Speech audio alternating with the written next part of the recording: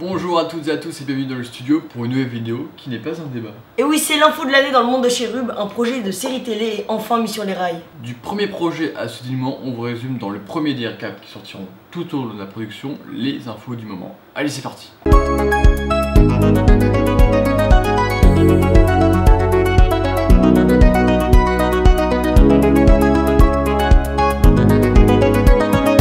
Un projet d'adaptation audiovisuelle de Cherub n'est pas nouveau.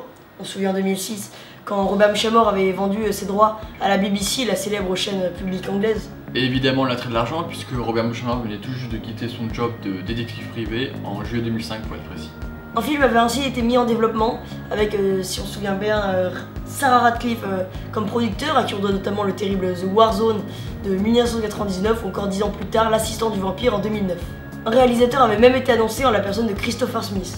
Le script avait été retravaillé à plusieurs reprises et même si le projet avait été repoussé de nombreuses fois, un tournage avait carrément été prévu juste avant les Jeux Olympiques de Londres pour éviter un peu tout le chaos qu'il allait avoir dans la ville. Ainsi, une sortie avait été planifiée pour 2013. Pour les mêmes raisons qui plombent des tas de films, le projet fut par la suite annulé, ruinant les espoirs des fans qui n'eurent d'autre choix que de créer leur propre fan-film, centré sur la deuxième mission de James. 10 ans après la vente des droits à la BBC sans projet concrétisé, Robert Mchamor put récupérer la légalité d'adaptation.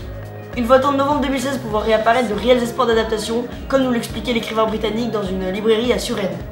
Lors des dédicaces, vous avez ouvertement dit travailler sur une adaptation télé de Cherub, notamment avec Netflix. Donc à quel stade sont les négociations? So we hope we found a partner who we can work with to make the TV series.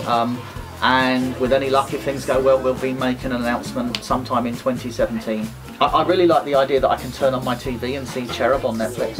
Ironiquement, on peut dire que l'auteur a pour une fois vu juste, puisque le mois dernier, il fut annoncé que les droits cinématographiques étaient désormais la propriété de Comics Entertainment. Comme l'explique Variety, l'entreprise basée à Londres va adapter une série télé inspirée de la saga. Cherub se tient seul comme une série au succès international et mondialement aimé. C'est une opportunité fantastique de concevoir une série à suspense et sans concession, qui a déjà cassé les tabous de la littérature jeunesse et créé une série dynamique pour cette génération en recherche de sensations fortes. Les négociations furent menées par Emily Hayward-Whitelock de The Artists Partnership en association avec Claire Pearson, l'agent de Robert Mchamor, la femme derrière l'écrivain. Ce dernier a d'ailleurs ajouté qu'il pensait que Comics avait une compréhension unique de la saga Cherub qui satisferait les fans et pourrait créer un nouveau public. Et parlons justement du nouveau visage du projet Cherub. Comics ou Comics Entertainment est une boîte de société de production audiovisuelle fondée le 3 avril 2007.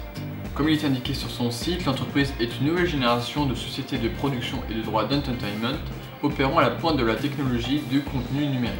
Basée à Londres et opérant à Los Angeles et à Perth, la société développe et produit des divertissements animés ou en live. En utilisant des thèmes et des scénarios imaginatifs, ces personnages et leurs concepts créatifs sont sélectionnés pour maximiser la valeur commerciale des produits établis grâce à la marque multiplateforme et à la distribution. C'est un fait, Comics n'est pas connu du grand public, on peut malgré tout citer quelques-unes de ses productions. Tobias Traveling Circus est l'une de ses premières grosses productions, composée de 52 épisodes de 10 minutes, le dessin animé est diffusé sur Channel 5 depuis 2012.